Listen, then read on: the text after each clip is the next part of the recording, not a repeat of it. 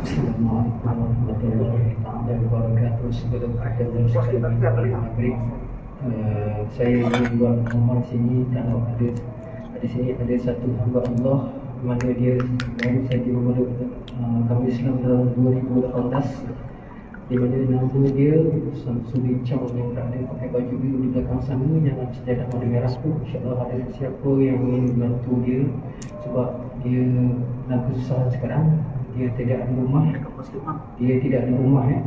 dan dia lega-lega di mana tempat dia boleh tidur, dia tidurlah. Jadi siapa-siapa yang nak membantu dia, silalah membantu dia dengan seberapa ikhlas, insyaAllah.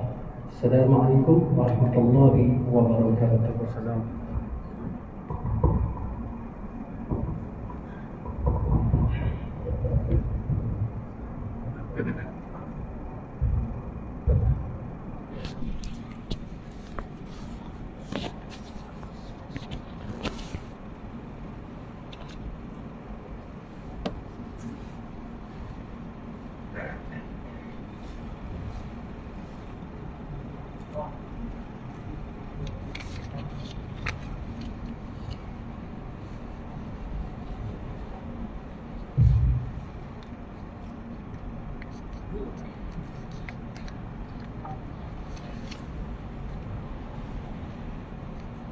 Bismillahirrahmanirrahim. Alhamdulillah Rabbil Alamin. Wassalatu wassalamu ala Rasulil Amin wa ala alihi wa sahbihi ajma'in. Amma ba'd. Assalamualaikum warahmatullahi wabarakatuh.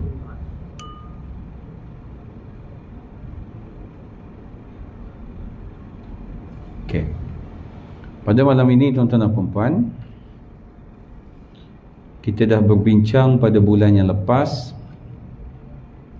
iaitu berkaitan dengan corak pembahagian. Dan pada malam ini insya-Allah kita akan menyambung pengajian kita, iaitu berkaitan dengan kekangan pembahagian. Okay. Saya ulang balik yang Imam bagi tahu tadi. Belakang sana ada sahabat kita, dia mu'allaf, dia baru mula Islam, dan dia maklum dia dalam adalah memerlukan pertolongan, jadi minta pada sahabat-sahabat bolehlah terus beri kepada beliau. Beliau berada di pintu sana. Seikhlas yang mampu, insya-Allah. Pakat bantu dia. Okey, baik. Pada malam ini tuan-tuan dan puan-puan, kita akan berbincang berkaitan dengan kekangan pembahagian harta pusaka. Okey. Pada perbincangan yang lepas, kita dah berbincang dengan corak pembahagian. Nak bahagi sama rata tu boleh ke tidak? Nak bahagi ikut faraid pun boleh, nak bahagi sama rata pun boleh, nak lebih sana nak lebih sini ke boleh ke tidak. Maka kita dah bincang dalam bab itu. Maka pada malam ini kita nak tengok dalam kita duk bahagi-bahagi ni ada ke tidak kekangan yang berlaku. Kekangan itu kadang-kadang tidak disengajakan. Kekangan itu barangkali tuan-tuan dan puan-puan kita terlepas pandang. Sebab tuan-tuan kena ingat, ahli waris ini bukan semua orang tua. Barangkali ada yang budak lagi, yang belum mumayyiz lagi, yang belum cukup umur lagi. Maka benda-benda ini akan berkait antara satu sama lain. Baik. Pembahagian harta pusaka akan menjadi mudah sekiranya semua waris yang berhak menerimanya berkumpul, berbincang dan seterusnya memberi persetujuan. Nak sebut mudahlah, berkumpul, bincang, memberi persetujuan. Tapi nak adakan tiga perkara ini cukup susah. Kalau kita bercerita tentang berkumpul, nak berkumpul musim ni bukan senang. Dia tak boleh datang je kuarantin 14 hari. Dia nak datang macam mana? Siapa dia pula nak beli tiket flight dia daripada Sabah tu? Jadi Sebut boleh, tapi nak buat susah. Itu belum lagi yang mana aku tak akan bagi IC aku pada korang untuk settlekan harta pusaka ini. Ini pun ada berlaku. Jadi isu-isu inilah tuan-tuan dan puan yang kadang-kadang memberikan impak kepada pembahagian itu. Duk tengah semangat-semangat nak bahagi, disebabkan ada isu ini, jadi tak nak bagi tuan-tuan dan puan. Baik. Maka cara yang paling mudah membahagikan harta pusaka adalah dengan membahagikan setiap harta mengikut kadar faraid seperti yang mana telah diterangkan sebelum ini.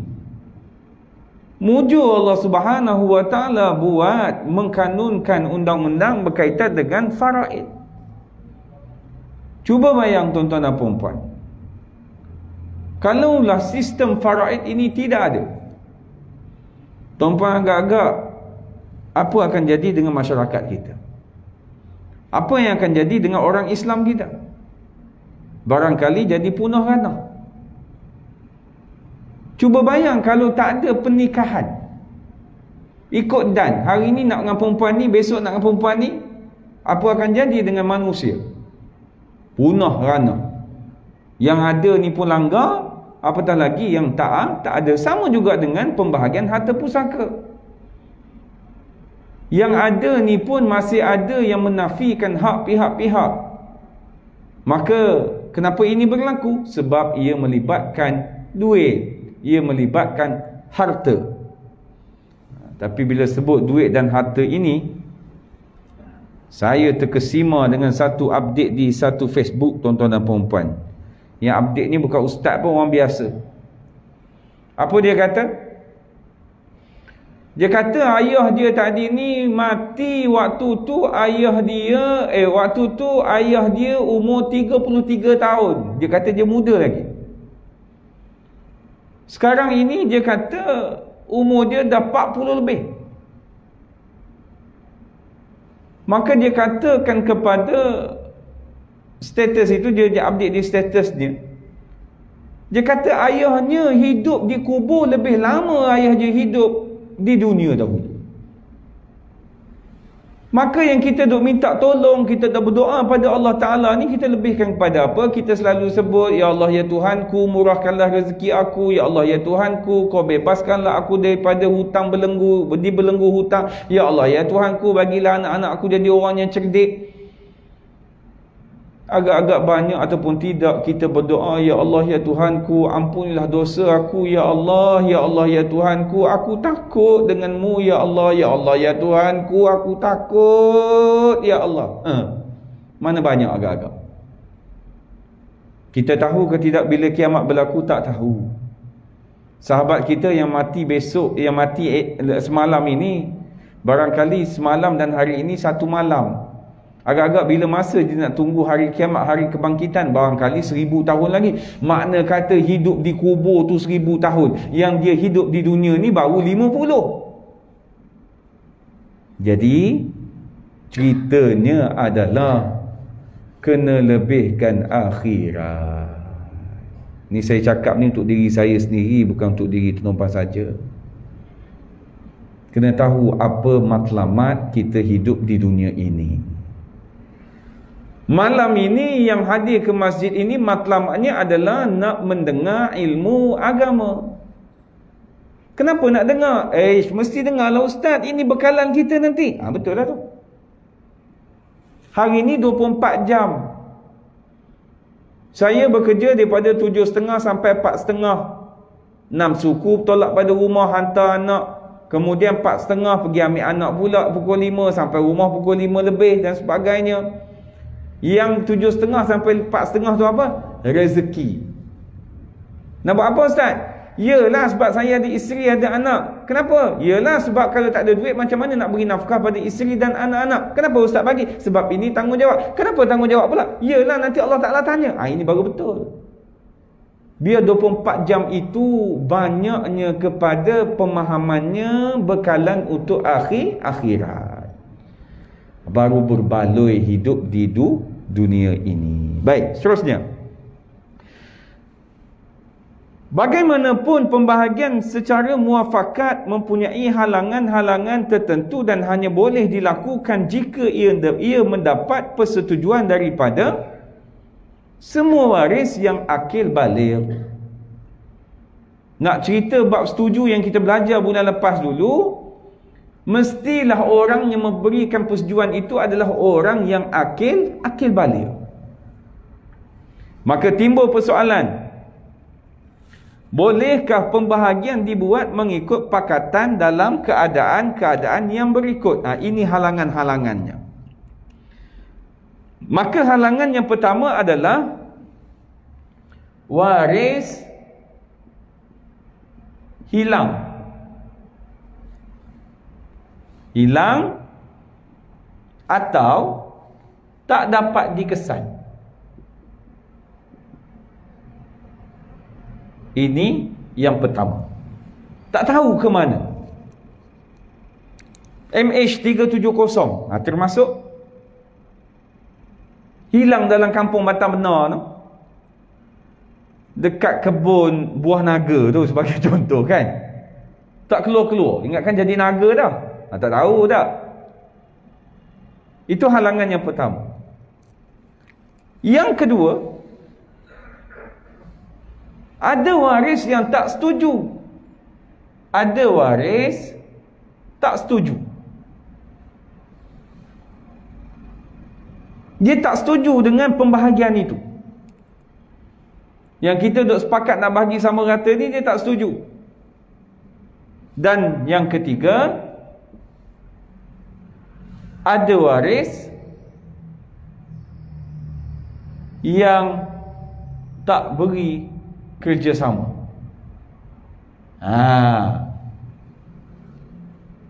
Kita ajak bincang pun tak mau.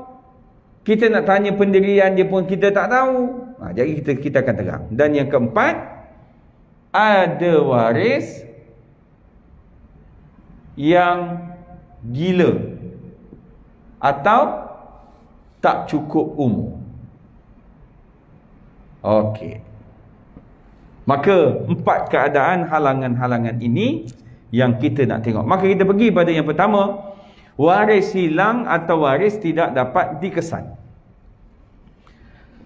Sekiranya salah seorang daripada waris si mati didapati hilang atau tidak dapat dikesan dan tidak diketahui nasibnya, sama ada dia ini hidup ataupun telah mati, tak tahu.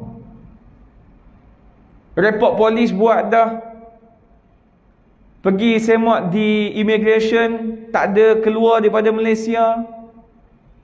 Pergi semak di JPN, tak ada pun CJ mati yang dikeluarkan, tak tahu ke mana. Maka hukumnya beliau ini dianggap masih hidup sehingga dibuktikan kematiannya. Orang yang hilang tak jumpa tadi, kita mesti hukumkan dia sebagai dia masih hidup setelah dibuktikan bahawa dia telah mati. Atau waris tadi mendapatkan perintah anggapan kematian. Bila sebut perintah anggapan kematian ni, tuan-tuan kena ingatlah dia ada 2. Mahkamah syariah, mahkamah civil. Bila sebut mahkamah syariah, pegang, dia cerita dia adalah 4 tahun. Mahkamah civil 7 tahun. Apa 4 tahun tu? 4 tahun ini adalah mahkamah akan mengeluarkan suatu perintah anggapan kematian. Bila boleh dimohon? Setelah 4 tahun kehilangan. Dia hilang tahun ni 2021. Bila boleh mohon? 22, 3, 24, 25. 2025 baru boleh mohon daripada mahkamah syariah. Dan mahkamah syariah setelah meneliti, menyiasat dan sebagainya, maka dia akan keluarkan perintah anggapan kematian. Bagi orang Islam di sanalah. Mahkamah sivil setelah 7 tahun. Jadi lama lagi. MH370 dah lebih 4 tahun belum? Dah lebih kan? Masa zaman Perdana Menteri Datuk Seri Najib Razak kan. Waktu dia tak ada apa ni, dia dah habis dah. Kemudian bersilih ganti, maka lebih dah 4 tahun. Kita dah PRU kan hari tu kan. Baik, dah lebih dah 4 tahun. Okey. Maka timbul persoalan. Sebagai contoh, yang hilang ni adalah suaminya pilot MH370. Maka hilang itu 2020. Takkan nak tunggu sepah 4 tahun. Siapa dia nak bela dia? Siapa nak bagi makan dia? Dia mana boleh kahwin lain? Sebab suaminya itu sepah 4 tahun baru boleh mohon perintah anggapan kematian. Maka dia boleh mohon fasakh selepas 1 tahun kehilangan. Jadi setelah kita kira 1, 2, 3, 4. Maka 1 tahun, 2 tahun, 3 tahun, 4 tahun. Suami dia hilang di sini. Maka setelah tahun dia mohon fasakh, mahkamah lulus bahawa dia bukan lagi suami isteri. Disebabkan permohonan fasakh tadi, sebabkan suami dia hilang. Maka selepas 4 tahun, mahkamah isytihar bahawa anggapan kematian tersebut. Dia dah fasakh, dia dah kahwin lain tahun kedua. Setelah 4 tahun ni, dia tuntut faraid. Adakah dia layak mendapat faraid daripada harta bekas suaminya tadi? Sudah, pening dah lah. Dapat ke tidak agak-agak? Dapat tak? Kenapa? Dengan saya tak jawab dapat gitu, mesti ada kenapa. Kenapa dapat? Siapa betul? Jadi imam je lagi. Tobat tak mau jawab. Kenapa dapat? Jawab tak apa, salah tak apa. Kenapa Haji? Sebab? Apa? Ada, bukan, ni bukan harta pencarian ni. Ni faraid. Dia dapat ke tidak? Tahun pertama hilang, dia pun mohon fasakh, bukan lagi suami isteri. Setelah 4 tahun, mahkamah isytihar bahawa anggapan kematian suaminya tadi. Tapi tahun kedua dia dah kahwin lain dah. Kemudian lepas pada 4 tahun dia nak tuntut faraid daripada harta pusaka suami dia yang pilot tadi. Boleh mohon ke tidak? Boleh. Kenapa? Tak tahu Ustaz, tapi boleh lah. Soalan saya, antara mati ni kan dengan fasakh ni siapa sampai dulu? Mati ni, anggapan kematian ni dengan fasakh siapa sampai dulu? Kejap mati, kejap fasakh. Ada 2 pendapat dalam masjid ni. Fasakh ke mati? Fasakh ke mati?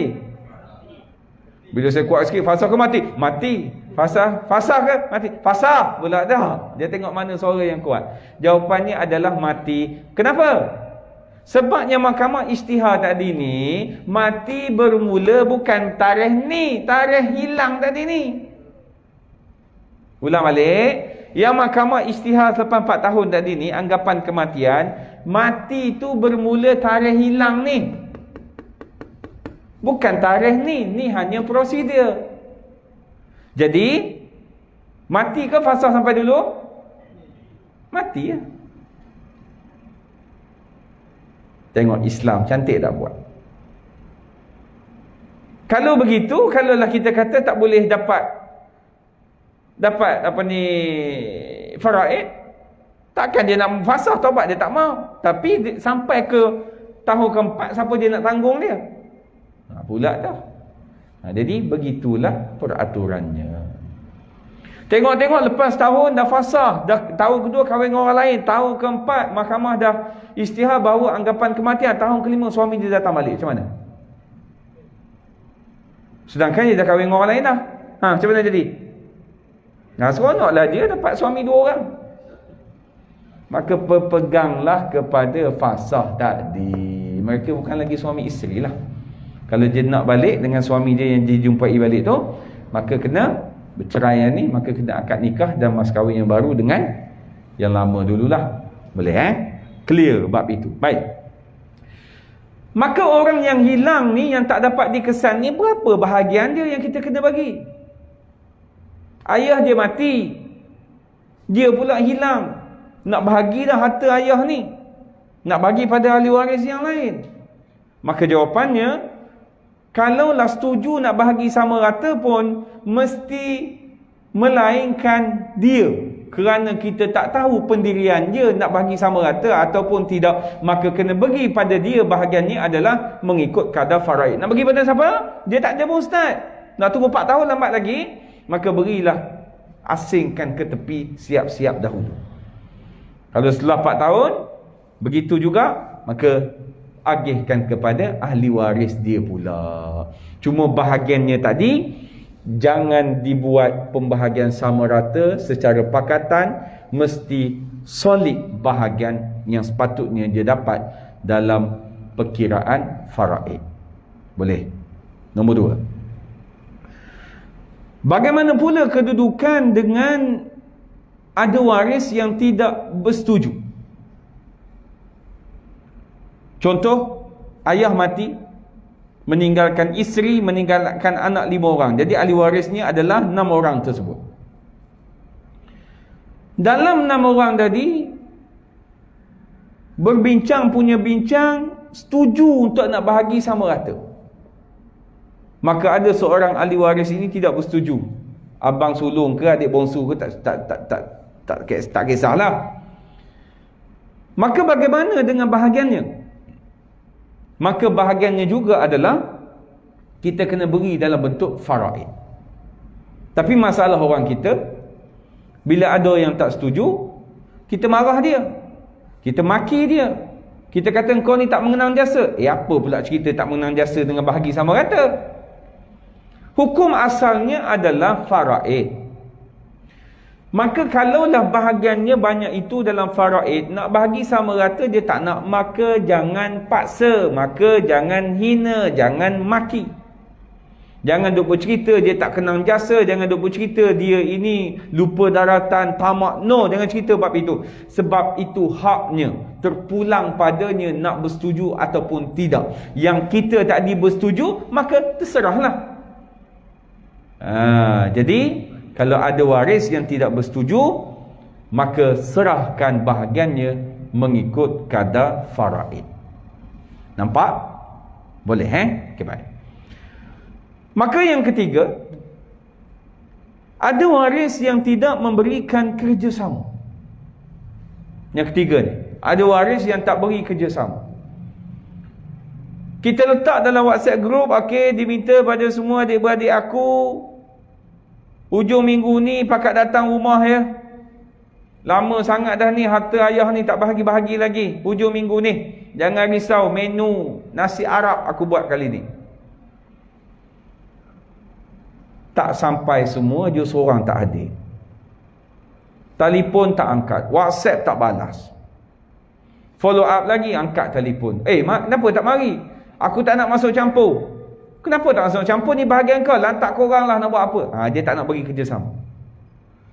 Maka orang begini, disebabkan kita tak tahu pendirian dia tadi ni, sama ada dia nak bahagi sama rata ataupun tidak, maka dihukumkan kepadanya adalah bahagikan dia mengikut kadar faraid yang telah ditetapkan.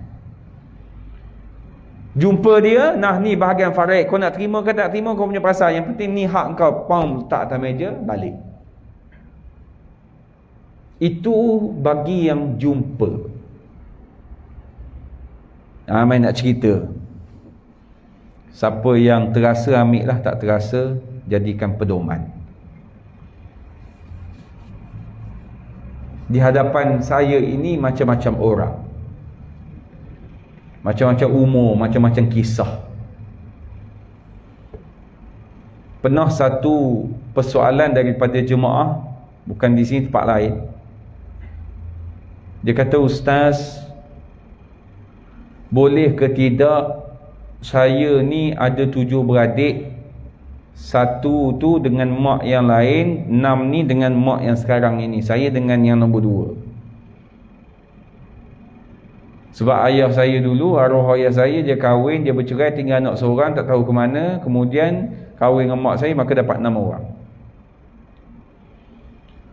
Jadi ayah saya dah meninggal, maka saya dah asing siap-siap dah bahagian faraid yang sepatutnya diperolehi oleh abang saya yang dengan mak yang lain tu.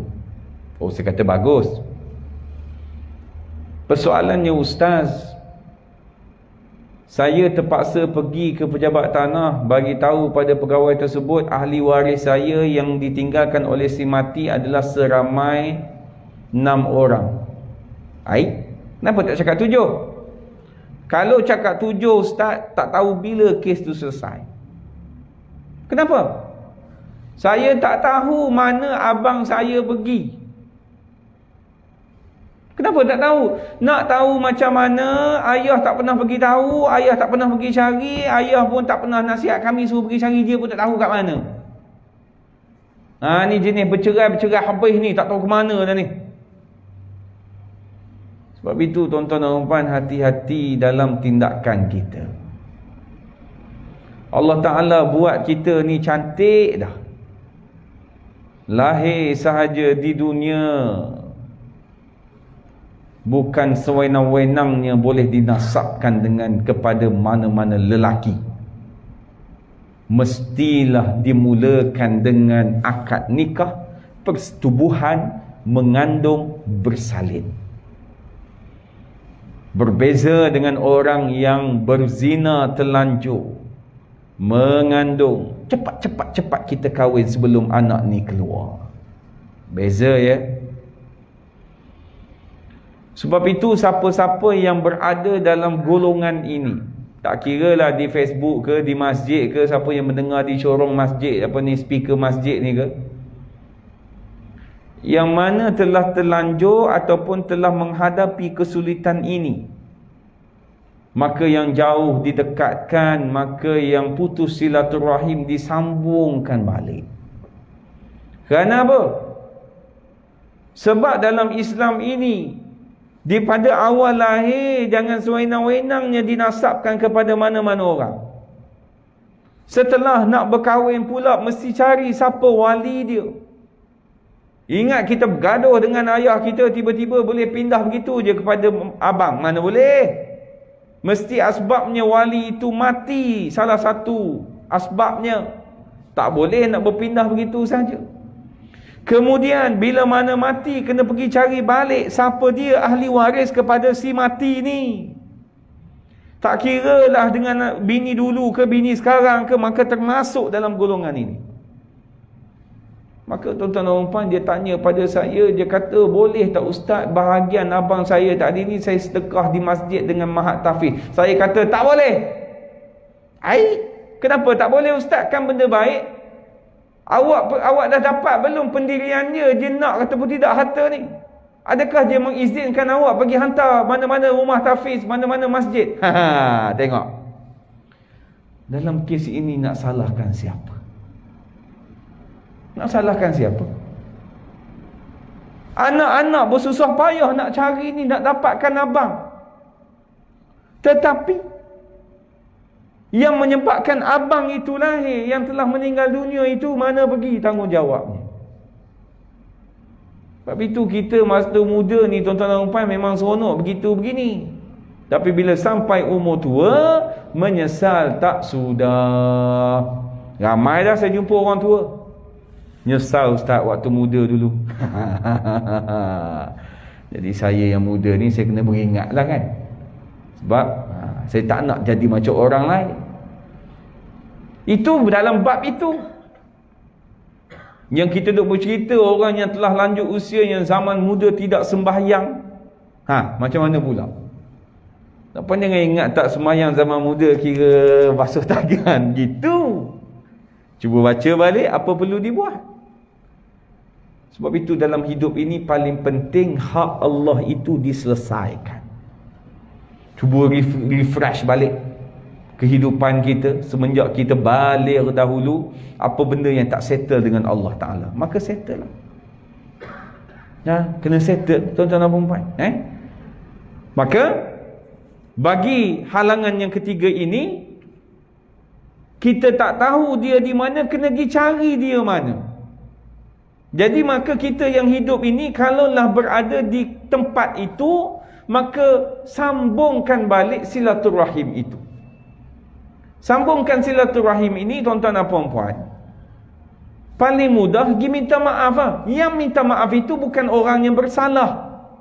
Macam kita clash dengan kawan-kawan kita kan, kita pergi minta maaf dengan dia. Kita minta maaf dengan dia, kita salah. Tak, kita minta maaf lah kalau anda kata aku salah, aku cakap baru ni takut terasa hati kau, mau hulur tangan. Itu satu benda yang cukup besar yang dianjurkan oleh agama. Baik. Maka yang keempat, terdapat waris kanak-kanak dan waris yang tidak siuman, orang gila. Okey. Maka sekiranya terdapat waris yang belum cukup umur atau tidak siuman, pembahagian mengikut pakatan masih boleh dilakukan dengan dua syarat. Maka syarat yang pertama, mesti mendapat persetujuan daripada penjaga atau wali kanak-kanak atau waris tidak siuman itu. Makna kata kena tanya penjaga dia. Kalau bahasa undang-undang kita panggil ad litem. Kena tanya penjaga dia. Jangan pula nanti tuan-tuan dan puan-puan, ayah meninggal pergi tanya adik yang baru darjah 4. Adik setuju tak nak bahagi sama rata? Setuju. Maka persetujuan itu batal. Kenapa? Sebab dia ini kategorinya adalah tidak cukup umur. Jadi cukup umur kita dalam undang-undang kita macam mana? Age majority, iaitu 18 tahun ke atas. 18 tahun ke bawah, lain kategorinya. Okey. Yang kedua, syarat yang kedua, bahagian waris yang dijaga hendaklah tidak kurang daripada kadar yang sepatutnya diperolehi mengikut hukum faraid. Ini apa maknanya? Maknanya begini. Kita berbincang ahli waris ini dan kita bersetuju ada dua option. Yang mana ikut faraid ataupun bahagi sama rata. Maka waris tadi mestilah menerima di antara kedua-dua itu mana yang lebih banyak. Contoh, ahli waris setuju bahagi faraid, maka setiap orang akan dapat sebanyak 50,000, termasuk dengan budak tadi ni. Tapi kalau bahagi sama rata, maka setiap orang akan dapat 60,000. Jadi nak ambil faraid ke ambil sama rata? Ambil sama rata, sebab 60,000 itu lebih daripada 50,000 itu. Maka yang lebihnya adalah sama rata. Tapi kalau bahagi faraid akan dapat lebih berbanding dengan bahagi sama rata, maka ambil yang faraid. Sebab itu jadi penjaga ni pun kena bijak. Jangan bila jadi penjaga padahal bahagi sama rata tu lebih banyak manfaat kepada budak ni, kita pula dah pergi bertegas faraid, aku tak kira, aku nak faraid. Ni panggil penjaga yang tak cerdik. Sebab itu tuan-tuan dan puan-puan, bila nak menjadi penjaga ini perlu perintah daripada mahkamah dan dia ada kuasa untuk mengambil bahagian budak tadi ni. Maka sebelum mahkamah keluarkan perintah, selalunya hakim-hakim akan nasihat, puan atau tuan kena ingat, duit yang diambil ini mesti khusus kepada dia. Jangan termakan walaupun 1 sen. Tapi kalau termakan, maka tunggulah api neraka akan menjilat puan nanti. Sampai pesan begitu. Takut tak dengar? Takut.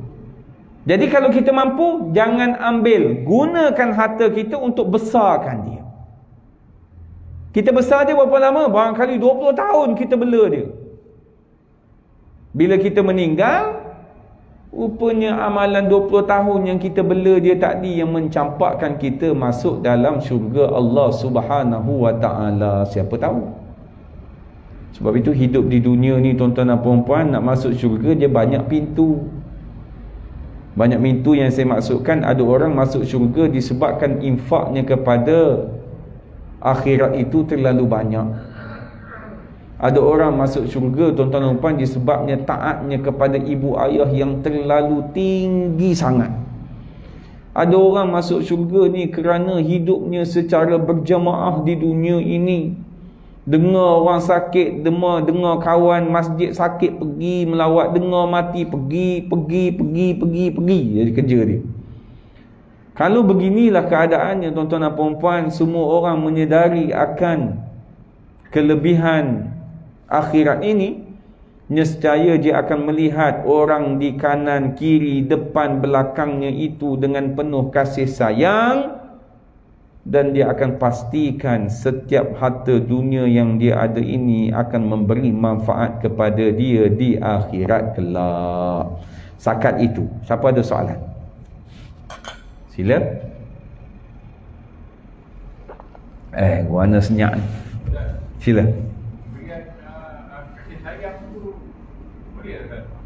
Pemberian bagi harta kepada seorang itu atas kasih sayang, hibah, boleh kepada sesiapa yang abang nak bagi.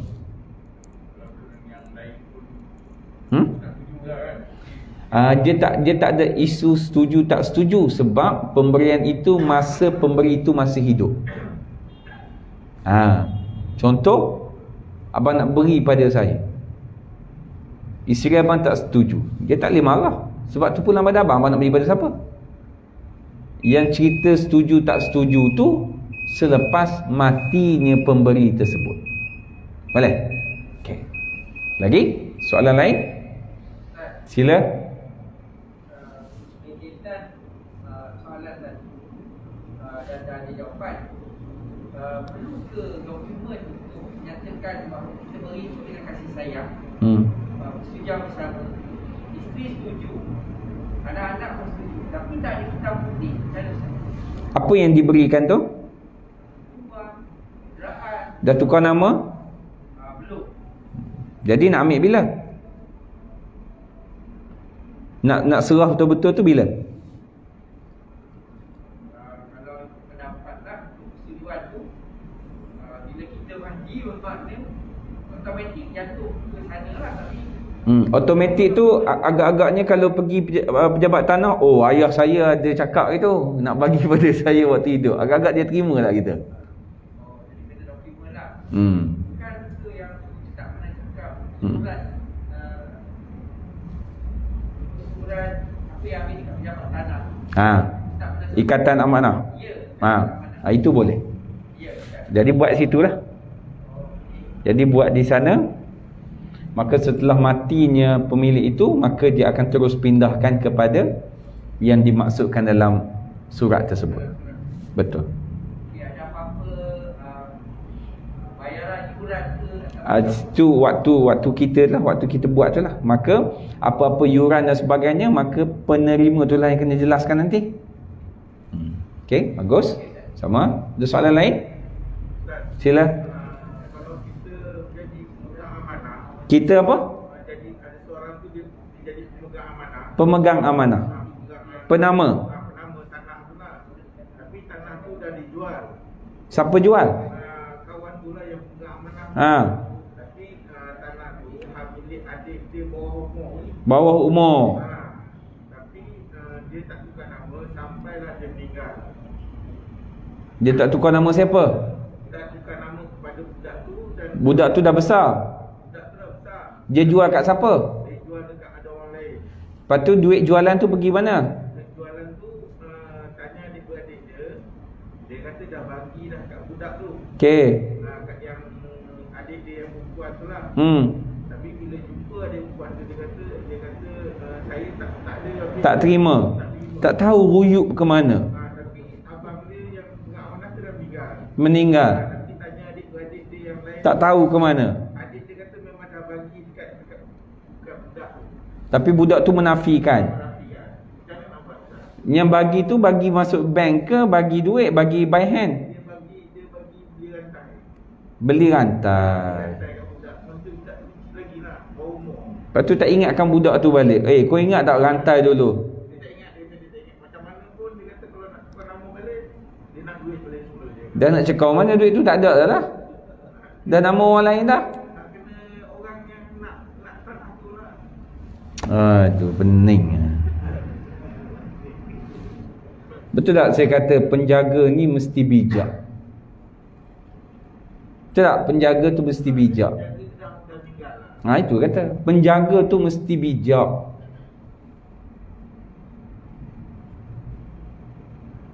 Lepas tu penjaga mesti bijak. Dia nak buat macam mananya sebab dia dah jual. Kemudian dia pula buat keputusan duit tadi tukar pula pada bentuk gelang bagi pula budak-budak tu. Dan beri pula pada budak tu masih kecil. Betul? Dah budak kecil. Cuba saya bagi duit ke anak saya. Dia tak ingat dah apa saya bagi itu. Nampak tu penjaga kena cerdik. Kalaupun dijual, maka letak dalam akaun ASB ke, tabung haji ke budak tu, betul? Lama dulu kan? Jadi mudaratlah pada budak itu barangkali betul di pihaknya. Tapi nama tanah tak boleh tukar lah. Sebab budak amanah sudah meninggal. dah meninggal. Tapi nama lagi nama budak tu lah. Nama pegang amanah. Nama pegang amanah. Lepas tu macam mana nak tukar pada pembeli tu? Dia boleh buat satu surat. Pegang amanah tu kita buat surat mengatakan tanah tu bagi kat budak tu. Lepas tu budak tu buat satu surat lagi, tanah tu baru bagi kat kita. Sekarang ni siapa dia yang menggantikan pemegang amanah tu? Tak ada Siapa? Sekarang ni apa cara yang boleh dibuat? Dia buat macam tu lah. Saya tanya jabatan. Dia kata begitu. Dia kata buat satu surat, nama kawan yang pegang amanah tu, bagikan kita tu bagi. Surat itu wujud setelah pemegang amanah tu mati. Tapi surat tu tak buat lagi. Boleh ke buat surat yang mana pemegang amanah tu dah mati? Boleh, jabatan tu boleh buat. Boleh lah, boleh buat lah. Tapi masalahnya yang budak tu tak setuju. Budak tu nak duit.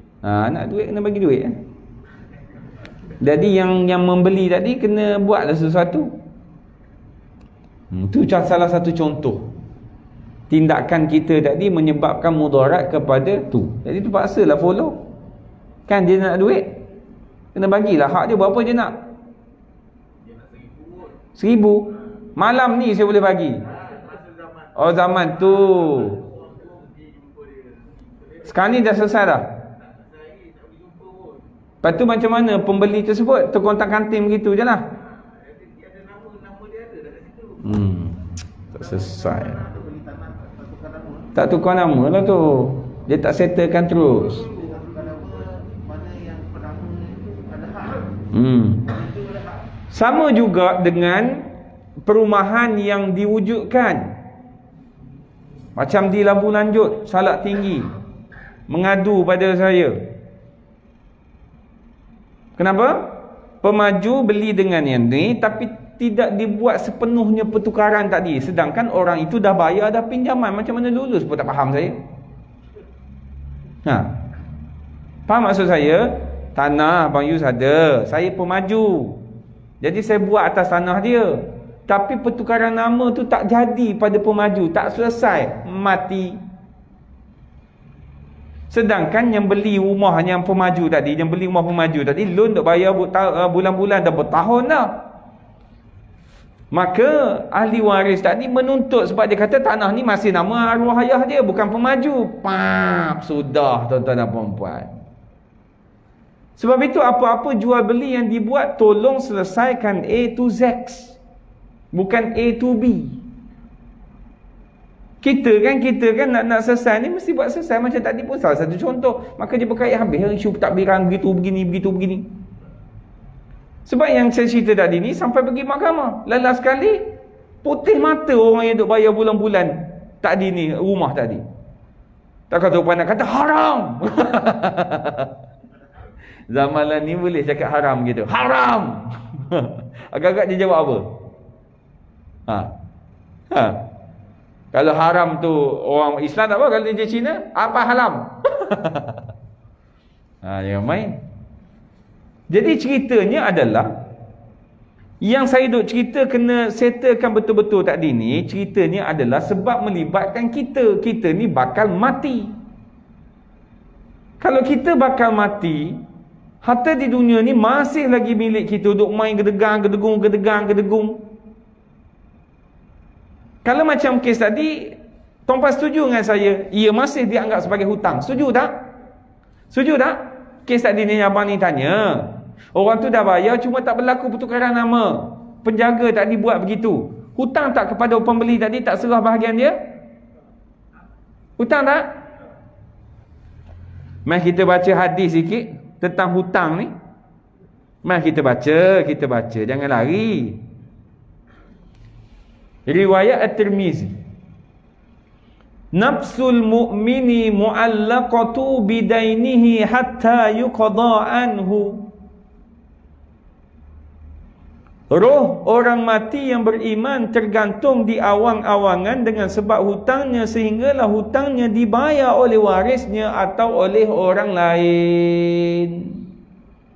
Apa kata Al-Imam Al-Iraqi tentang hadis ini? Maksud rohnya tergantung adalah tertahan daripada ditentukan hukumnya, sama ada si mati termasuk dalam golongan orang yang selamat atau sebaliknya. Rupanya bila kita mati ni tuan-tuan, kita tahu ending kita mana, baik ke buruk, tapi orang berhutang dia tak tahu. Sehingga diketahui sudah dibayar hutangnya ataupun tidak. Dah berapa lama dah kes? 80-an. Sebelum lagi dah saya 35, lahir 80-an, 40-an. Siapa berhutang? Orang yang beli tu dah bayar dah. Orang yang dah beli dah bayar. Maka yang menjadi takkan nak salahkan budak tu tak terima. Barangkali betul di pihak dia. Siapa yang bertindak ke atas yang buat keputusan bagi budak tu? Dah dapat jawapan. Tak payah saya ulas lagi dah. Betul tak saya kata menjadi penjaga ni adalah penting. Buat keputusan itu biarlah keputusan yang bijak. Kita sangkakan keputusan kita bijak ni, kita kira power dah kita ni. Rupanya tak power pun. Setuju dengan saya, jangan jual, kekalkan sampai budak tu 18 tahun, maka tukar pada nama dia. Betul?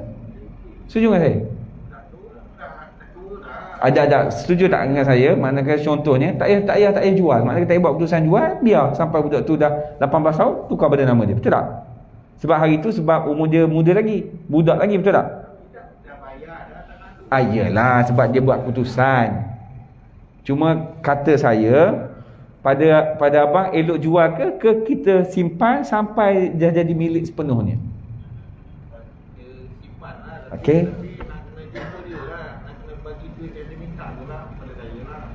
Yelah, sebab dah jago. Ni saya cerita kalau sebelum berlaku penjualan. Iyalah. Orang dulu kan takut kita beradik kan. Guna ayat tu kan. Kita ada beradik. Guna ayat. Satu lagi Ustaz. Sila. Yang kata Pelda. Dia Pelda, orang tua mati. Kan? Otomatik Pelda ni otomatik. Kalau ikut Pelda lah, otomatik penerokawati yang dialih kuasa tu. Betul, sebab dia masuk pun nak jadi peneroka ni, dia mesti bergabung. Ada peneroka dan penerokawati. Tapi orang tua lelaki ni kahwin dua. Tapi dia kahwin dua, dia pindah tu ini yang nombor dua, ini yang nombor satu tu meninggal kat kampung. Tapi dia bawa anak lah dah sekali semua. Tapi bila dah meninggal kan, masa kita nak bagi harta tu dah pakat lah dengan adik-beradik yang mak satu lagi kan. Dia kata harta ni, hasil kebun ni bagi kat mak. Tapi bila dah lama mula setuju. Tapi cakap mulut lah, tak ada surat hitam putih lah. Ni macam soalan yang dulu tanya saya ni. Yelah. By call dulu kan. Lepas tu bila dah lama adalah seorang Nak balik. Yang dia setuju nak bagi pada mak tadi nak balik. Sebab dia rasa banyak lah tu. Macam kita lah. Tak apalah, tolaklah duit saya untuk masjid ni RM50 sebulan. Cukup setahun 50 banyak juga kalau simpan ni. Saya batal lah yang baru ni. Saya setuju tadi. Sama macam kes ni. Jadi dia sebab hak dia. Sebab itu kau nak tanya setuju ni setuju sampai bila?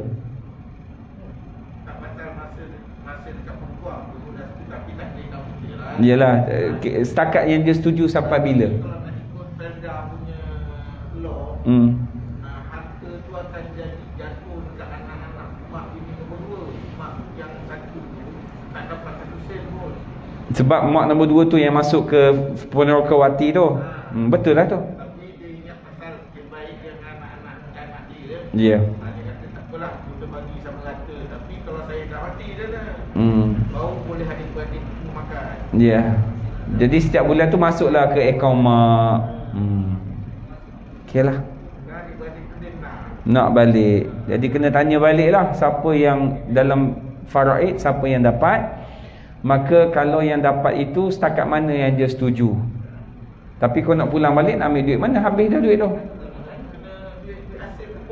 Dah tak, kalau dia nak claim yang 5 tahun sudah, duit tu tak ada lah. Jadi yang terbaru je lah. Okey, ada soalan lain? Tak ada. Okey, baik. Sekadar itu saja. Kita berjumpa lagi di waktu lain ketika. Saya doakan yang terbaik buat betul ke 7.25 ni jam ni? Ni 7.25. Salah. Oh, jadi penceramah tak boleh tengok yang ni. Salah jam minit betul kan? Minit betul lah. Okey, saya duk fikir kata kenapa tak bergerak. Ini betul. Okey. Tukar dah bateri, jam je salah. Jadi saya doakan yang terbaik buat tuan-tuan sekalian. Kita berjumpa pula pada bulan hadapan dengan tajuk yang sama. Jadi kalau tuan-tuan ada soalan, jangan malu, jangan segan, tanya, kita sama-sama bincang. Kalau saya tak dapat jawab, kita carilah jawapan sama-sama. Jadi banyak persoalan yang timbul. Tuan-tuan berada di sini lagilah. Tanah di sini diterokai oleh ramai orang, kan? Bawah rumah rakyat tu dah naik 2 tingkat. Kemudian dah naik signboard jambatan ni. Betul? Saya ingatkan 2022, rupanya 2023 baru siap, 2 tahun lagi. Siap jambatan ni, maka naiklah value kat sini. Betul tak? Tak ada banjir sini tak? Banjir? Tak kan? Dia tinggi kan? Dia belah-belah sana je yang banjir tu. Jadi sekadar itu saja. Kita berjumpa lagi. Wabillahi taufiq wa hidayah. Assalamualaikum warahmatullahi wabarakatuh.